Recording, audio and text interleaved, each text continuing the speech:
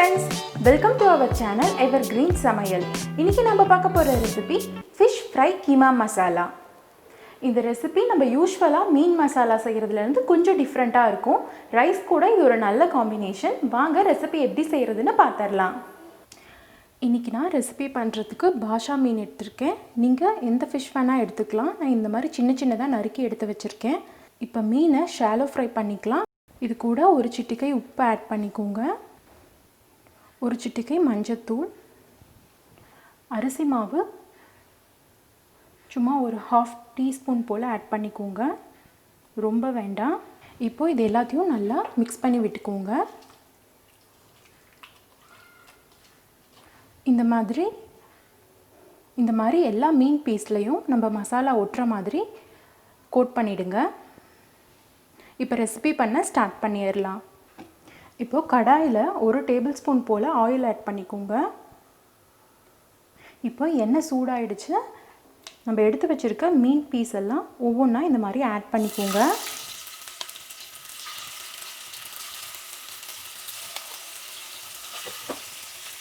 இப்போது எல்லா மீன் பீஸையும் இதில் ஆட் பண்ணியாச்சு. மீடியம் ஃப்ளேமில் ஸ்டவ்வை வச்சு ஒன் சைடாக இந்த மீனெல்லாம் ஒரு நிமிஷத்துக்கு நல்லா ஃப்ரை பண்ணுங்கள். ஒரு மூடி போட்டு மூடி வச்சுருங்க. இப்போது 1 நிமிஷம் ஆயிடுச்சு. மீனெல்லாம் எல்லா மீன் பீஸையும் திருப்பி போட்டுக்கோங்க.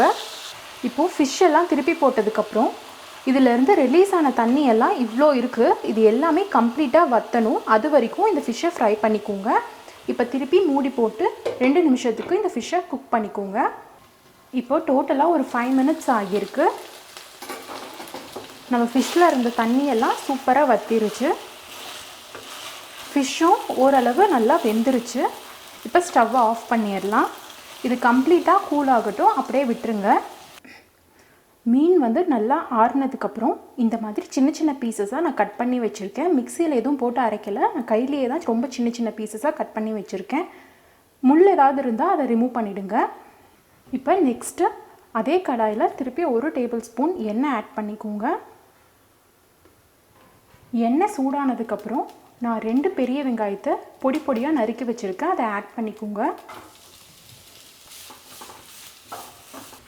அடுத்து 1/2 டேபிள் ஸ்பூன் போல் இஞ்சி பூண்டு விழுது ஆட் பண்ணிக்கிறேன். இது ரெண்டையும் நல்லா மிக்ஸ் பண்ணி விட்டுட்டு வெங்காயம் நல்லா ப்ரௌன் கலரில் ஆகிற வரைக்கும் ஃப்ரை பண்ணிக்கோங்க. இது கூட 2 தக்காளியை பொடி பொடியாக நறுக்கி ஆட் பண்ணிக்கோங்க. ஒரு முறை இதை நல்லா மிக்ஸ் பண்ணி விட்டுட்டு இது கூட மசாலா எல்லாம் ஆட் பண்ணிடலாம்.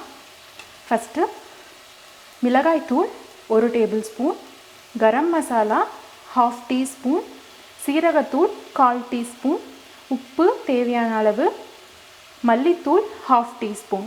இது எல்லாத்தையும் வெங்காய தக்காளி கூட ஆட் பண்ணி நல்லா மிக்ஸ் பண்ணி விட்டுக்கோங்க. இப்போது மூடி போட்டு இந்த வெங்காய தக்காளி எல்லாம் நல்லா குக் ஆகிற வரைக்கும் ஒரு 2 மினிட்ஸ்க்கு குக் பண்ணி எடுத்துக்கோங்க. ஸ்டவ் மீடியம் ஃப்ளேம்லேயே இருக்கட்டும். நம்ம வெங்காயம் தக்காளிலாம் ஓரளவு நல்லா குக் ஆகிடுச்சு. இப்போ நம்ம ஆல்ரெடி குக் பண்ணி வச்சுருக்க ஃபிஷ்ஷை இதில் ஆட் பண்ணிக்கலாம். நம்ம மீன் நம்ம ஃப்ரை பண்ணப்பயே இது ஒரு 90% குக் ஆகிருக்கும். அதனால் இப்போ ஒரு 10% குக் பண்ணால் போதும். இதை நல்லா ஒரு முறை மிக்ஸ் பண்ணி விட்டுக்கோங்க. இப்போது மூடி போட்டு ஒரு 5 மினிட்ஸ்க்கு மீடியம் ஃப்ளேமில் இதை குக் பண்ணிக்கோங்க. தண்ணி எதுவும் ஊற்ற தேவையில்லை. இப்போ பாருங்கள், ஒரு சைடு நல்லா ரோஸ்ட் ஆகியிருக்கு. மீனை பூரா நல்லா திருப்பி போட்டுக்கலாம். அப்போ தான் இன்னொரு சைடும் நல்லா ரோஸ்ட் ஆகும். இப்போ திரும்ப மூடி போட்டு ஒரு 5 மினிட்ஸ்க்கு நல்லா குக் பண்ணிக்கோங்க. பாருங்கள் எப்படி ரோஸ்ட் ஆகியிருக்குன்ட்டு. உங்களுக்கு இன்னும் கூட ரோஸ்ட் ஆகணுன்னா இன்னும் கொஞ்சம் நீங்கள் ரோஸ்ட் பண்ணிக்கலாம். இப்போது இதுக்கு மேலே கொஞ்சமாக அரிசி மாவு ஆட் பண்ண போகிறேன். ரொம்ப தேவையில்லை, ஒரு 1/2 டீஸ்பூன் போல் ஆட் பண்ணிக்கோங்க. இதை நல்லா மிக்ஸ் பண்ணி விட்டுருங்க. இப்போ இது ஒரு 2 நிமிஷத்துக்கு லோ ஃப்ளேமில் குக் பண்ணிக்கோங்க.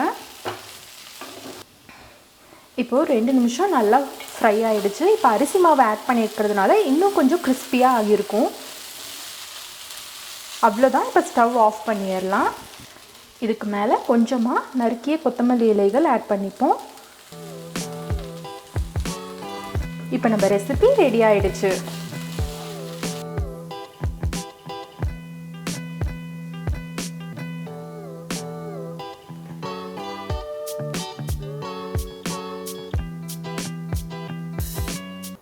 நம்ம ஃபிஷ் ஃப்ரை கீமா மசாலா சூப்பராக ரெடி ஆகிடுச்சு.